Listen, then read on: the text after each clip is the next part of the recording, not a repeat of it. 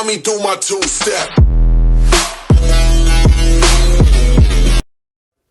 Halo Tribuners, kembali lagi di Triponcast, Tribun Pontianak Official Podcast. Hari ini edisi berbincang kesehatan, masih dengan topik menjaga kesehatan mental remaja bersama psikolog klinis Rumah Sakit Jiwa Daerah Sungai Bangkong, Provinsi Kalimantan Barat, Mbak Umi Kalsum. Nah, tadi di sesi pertama kita banyak gali baik itu apa sih yang termasuk gangguan kejiwaan, apakah bipolar, tadi kita ada singgung, narsis, pola asuh, banyak sekali yang ternyata menjadi faktor-faktor timbulnya nih gangguan-gangguan ini. Nah, selanjutnya ini kita akan ngobrol lagi lebih dalam ya Rizky ya. Kalau ini lebih banyak nih, yang ini di sesi kedua ini lebih ke hal yang sifatnya personal gitu.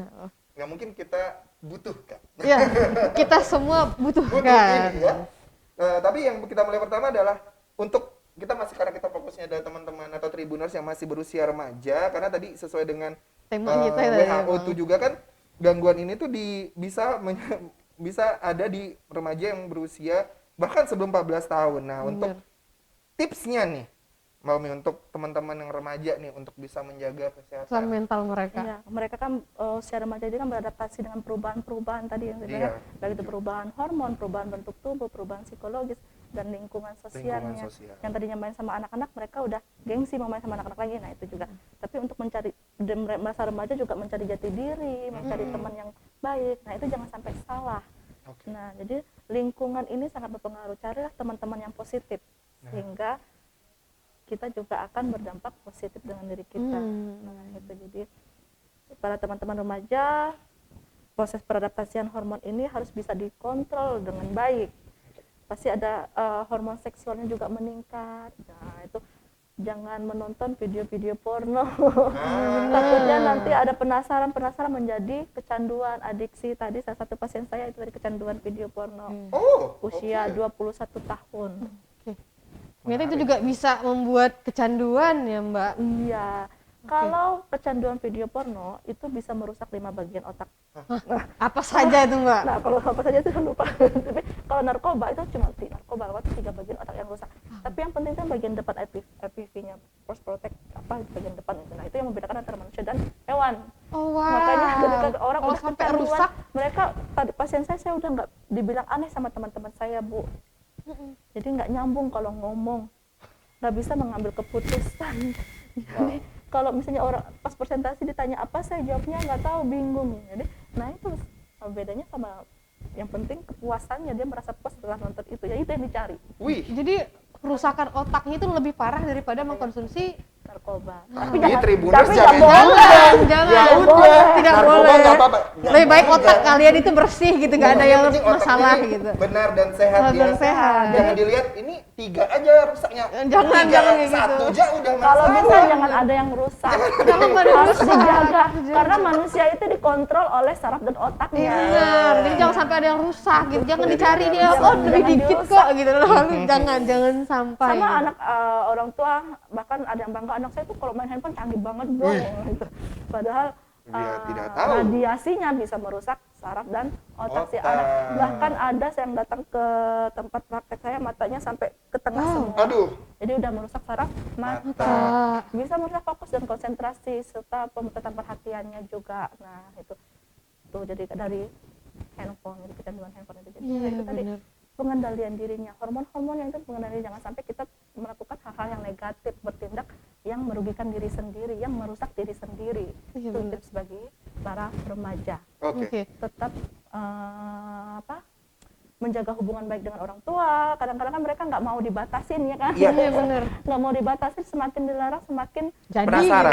jadi makin nggak terima, makin menentang. Dikasih waktu pulang malam bisa jam 9, nggak, malah makin malam. Banyak masalah perilaku seperti itu juga. Jadi kenapa orang tua bisa seperti itu? Karena mereka nggak mau anaknya rusak. Jadi mereka lah yang harus mengendalikan dirinya sendiri. Setuju. Sampai terpengaruh oleh lingkungan yang negatif, oleh kebiasaan-kebiasaan negatif dari temannya yang mungkin narkoba, alkohol, ngelem, ataupun yang lainnya, itu hindari. Kalau ketemu teman seperti itu, baiknya jangan. Iya. Karena pengaruh lingkungan sangat besar sekali. Jadi harus selektif juga ya tadi. Kadang-kadang biar diterima di lingkungan tersebut, apapun dilakukan. Benar, Untuk benar. mencari jati diri, teman yang mendapatkan teman yang baru, yang itu Jadi mereka rela lakukan apapun. Jadi dipalakin setiap hari rela. masalah. Rela, malah dikasih ini nih gitu ya Bang. Bahkan sampai mencuri punya orang Iya. tua akhirnya karena demi untuk memuaskan biar bisa diterima di suatu lingkungan itu sebaiknya kalau ada yang seperti itu dihindari. Oke, jadi kita juga harus selektif memilih teman di Memilih Tribuners. teman, hindari kebiasaan-kebiasaan negatif misalnya kita itu perilaku-perilakunya kayak narkoba, seks bebas, nonton video porno. Kadang-kadang tuh teman-teman itu kan ada yang viral itu di sekolah tapi nontonnya film porno. Iya. Bahkan anak kecil itu nonton porno orang tuanya di samping nggak. Oke. Udah viral itu kan ya. Nah nggak ada kontrol dari orang tuanya padahal orang tua ada di samping. Anaknya lagi nunggu di suatu tempat nontonnya video Porno. porno. Gitu. Jadi mungkin kebanyakan remaja bilang oh cuma video nggak ngapa-ngapain gitu ya Bang.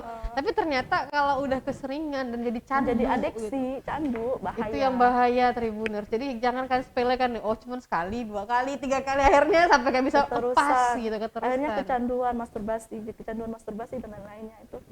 Oke. Oke, nah Jadi pengendalian dirinya juga penting.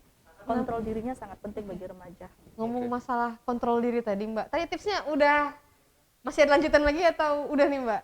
Nah, itu aja sih. Oh. Intinya itu, jadi ketika kita di lingkungan salah, kita harus bisa mengendalikan diri itu tadi. Ketika kita dihadapkan dengan situasi yang nggak baik, kita juga harus bisa mengontrol diri kita. Oke. Nah tadi ngomong-ngomong masalah kontrol diri gitu. Salah satunya dengan meningkatkan spiritual. Oh, Nah, jadi itu. penting Penting sekali. spiritual. Terus pola asuh orang tua, kontrol orang tua itu sangat penting juga pada remaja.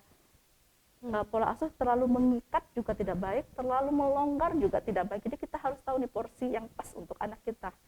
Nah, itu. Nah kalau untuk peran keluarga, teman dan lingkungan sekitar gitu tuh Mbak seperti apa sih Mbak yang diperlukan agar sang anak ini kedepannya punya mental yang sehat ya gitu. Ya, dari usia 0 sampai 7 tahun itu kan terbentukan karakter ya bagi keluarga ya.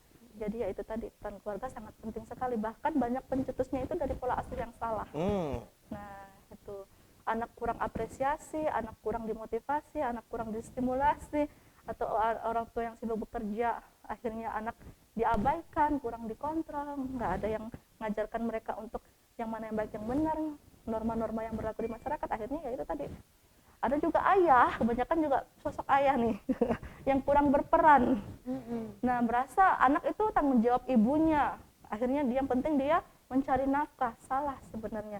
Sedangkan sosok sudah ada penelitiannya itu di Kanada, saya lupa oleh siapa, itu 67% sampai 89% itu anak bermasalah secara psikologis, secara kejiwaan dan secara kriminalitas itu karena peran ayah yang kurang baik. Nah, jadi peran ayah di sini sangat penting, banyak laki-laki ya di sini ya. Berarti semuanya Mbak. Jadi bukan hanya orang tua, ayah itu bukan hanya mencari nafkah tapi juga berperan dalam membentuk karakter anak. Kalau ibu yang sangat dominan tadi akhirnya bawanya apa? Emosi, masalah emosi, sensitif, gampang merajuk, gampang ngambek, akhirnya sifat-sifat wanita yang lebih dominan karena nggak ada sifat ayahnya. Nah, sedangkan laki-laki kan lebih rasional, kalau wanita kan lebih ke perasaan. Ya benar.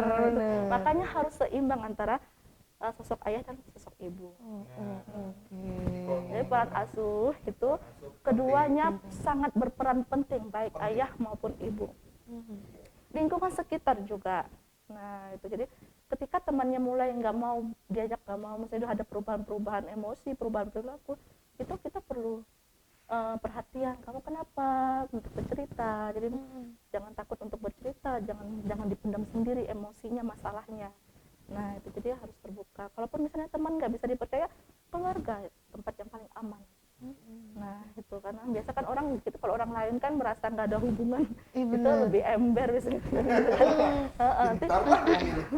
Selektif lah. Teman enak diajak juga. Iya. Kalaupun misalkan orang tuanya yang kurang itu datang ke ahlinya. Kalau psikolog sudah pasti kerahasiaan dijamin. Karena memang sudah disumpah. Karena sudah Menjaga rahasia identitas tadi. kliennya. Tapi kalau masalah-masalah apa itu nggak masalah kita sebagai contoh. Tapi identitasnya si A gini-gini nggak boleh. Si A yang tinggal Di sini umurnya segini. Melanggar kode gitu. etik gitu. Nggak boleh. Lingkungan dan Orang tua, peran orang tua Jadi, sangat penting. Ini juga Tribuners ketika apa ya memang melihat ada tanda-tanda perubahan dari sikap maupun dari apa ya karakter anak yang tadinya seperti ini banyak orang tua tua mungkin merasa ini wajar, namanya juga anak-anak Iya benar. transisi remaja. Cuman ada hal-hal yang mungkin tidak wajar gitu. Iya. Untuk kita gali lebih dalam, mungkin boleh langsung diajak komunikasi, interaksinya jadi lebih kencang.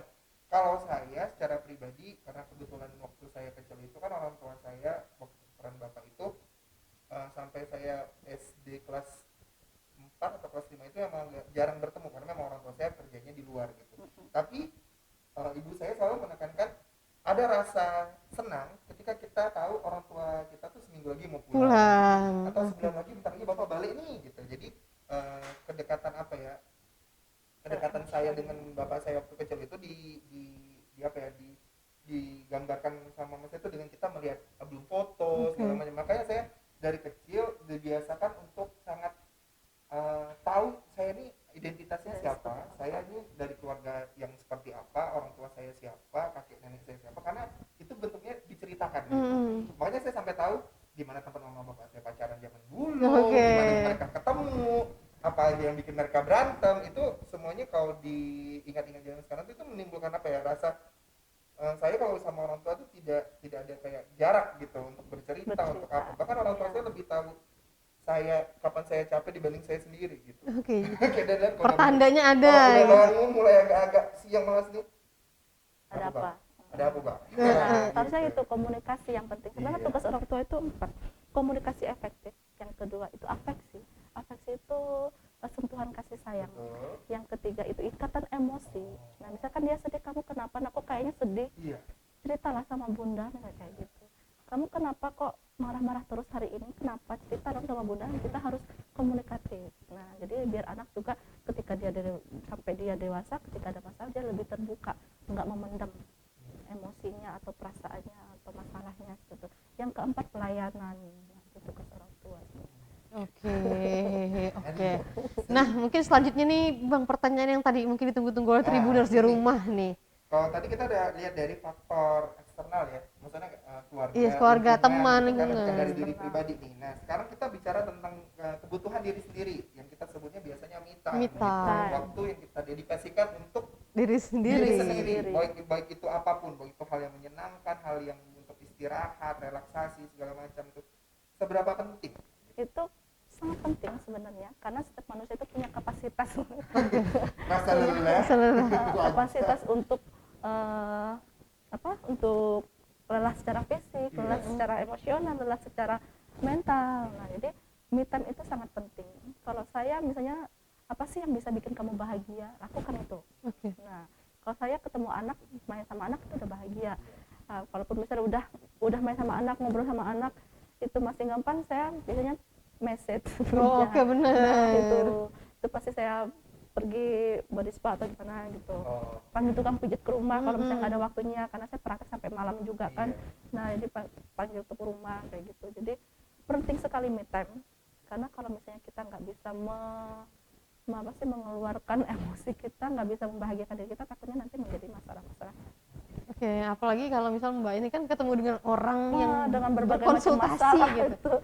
Makanya kadang-kadang saya sambil misalnya udah dari rumah sakit mau ke rumah, udah ada jadwal mau jam 1 mau dipraktek lagi, itu sambil di jalan itu saya udah afirmasi diri, oke, Umi santai, tenang, habis ini itu lagi normal lagi. Jadi kita psikolog punya topeng, harus pintar pasang topeng gitu. Nah kalau misalnya minta ini sendiri nih, sebelum kita closing dan nanti minta ini ya, minta Mbak Umi untuk lebih kasih tips apa segala macam. Orang banyak menyalahkan arti me time nih. Kadang-kadang me time ini diasumsikan ngambil libur kerja atau misalnya memanfaatkan weekend. Apakah me time ini kita lebih harus dedikasikan ke diri kita pribadi, untuk diri kita pribadi?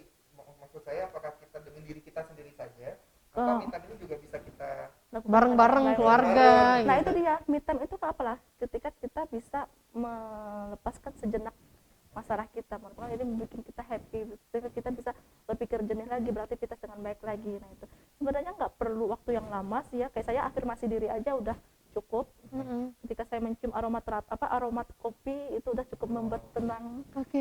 Hirup aromanya, kemudian saya sugestikan positif, oke, sekarang relax, santai, bekerja dengan baik lagi. Nah, itu udah sugesti sudah afirmasi sudah termasuk Itu juga udah masuk terapi sudah tadi. termasuk Dengerin terapi. musik. Dengerin Oke. musik yang kita sedang, tapi jangan sampai melakukan hal-hal yang misalkan dengan main game.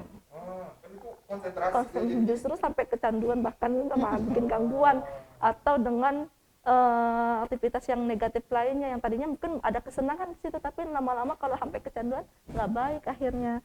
Nah, misalkan itu dengan game online atau nonton video lain-lainnya itu, atau apalagi mancing sampai nggak inget pulang. Banyak ya sekarang. Bener. Nongkrong, Alasannya sampai me time gitu. Ngopi sampai pagi. Iya, Nah, benar. itu bukan me time namanya, tapi kalau merugikan orang lain, merugikan diri sendiri, merugikan orang terdekat kita, jangan Itu dilakukan. bukan me time, itu Bukan me me time. Bener. Kok baru balik ngopi? Me time. Ada. Ngopinya sampai subuh, Sampai akhirnya yang subuh. sakit dia aja sendiri, nanti imun tubuh menurun, nah gampang terkena yang Lambungnya sakit lain-lainnya. juga. Seperti itu. Jadi jangan sampai judulnya me time tapi akhirnya menyakiti diri sendiri. Nah, itu me time itu Harus adalah dengan Relaksasi diri sendiri. menetralisir emosi, Emosi, pikiran, pikiran. menenangkan. Justru bukan me time itu bukan justru kita pakai untuk kita melakukan hal yang cenderung merugikan. Yang Bener. pastinya merugikan diri sendiri gitu. Dan orang lain setelah itu. Ya, ya. orang lain pasti itu. Oke, nah ada tips atau saran-saran yang ingin disampaikan ke Tribuners, khususnya Oke, ini kan pada untuk yang remaja ya. remaja dan juga untuk orang tua yang mungkin yang punya anak-anak di usia remaja. Oke, bagi orang tuanya dulu yang penting ini. Jadi orang tua harus kontrol lah anak, kasih perhatian dan kasih sayang dengan anak. Bukan berarti mereka semakin besar, bukan perhatian kita makin berkurang, tidak. Justru semakin itu kita semakin aware harusnya. Karena masa-masa remaja ini masa yang rentan. Tadi itu sudah saya jelaskan. Jadi orang tua harus semakin aware. Jadikan anak biasanya kan usia 0 sampai 5 tahun itu masa-masa menjadi raja gitu kan. Golden age. Nah, usia 6 sampai usia 10 tahun itu mereka seperti kita perlakukan seperti babu istilahnya, karena mereka diajarkan untuk mandiri, bekerja dan lain-lain, tanggung jawab dengan diri sendiri, baju kotor simpan di mana, itu. Nah, itu jadi usia remaja mereka seperti sahabat. Nah, jadi kan mereka bukan musuh, bukan lawan kita. Kadang-kadang ada orang tua yang ego, Iya, bener. anaknya semakin ego. Nah, itu bagi remajanya jadilah tumbuhlah menjadi remaja yang tangguh, sehat dan kuat. Gitu, pesannya. Apalagi sekarang di masa pandemi harus sehat. Harus nih, sehat, Tribuners. tangguh dan dan kita kuat.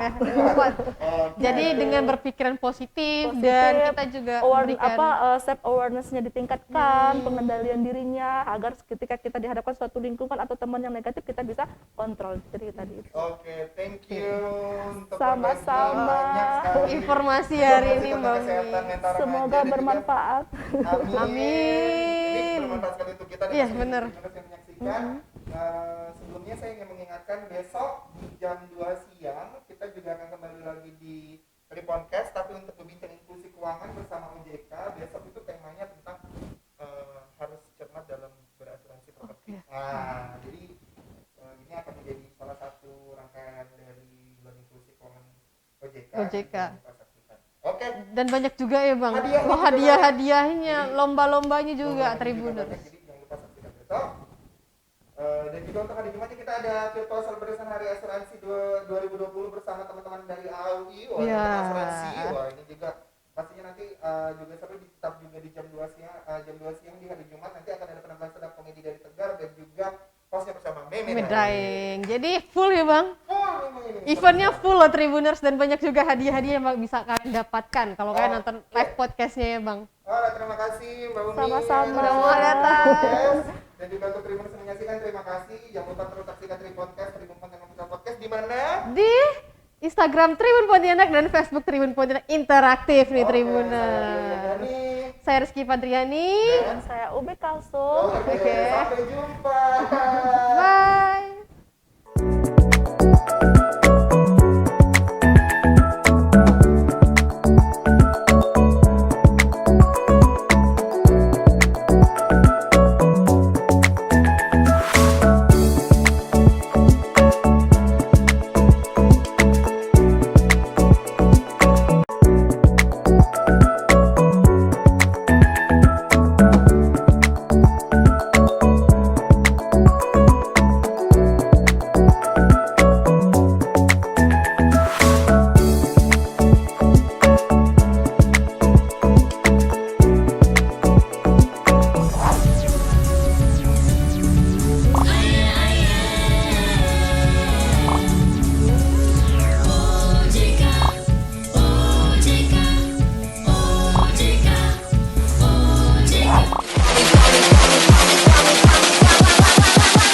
Mommy do my two-step.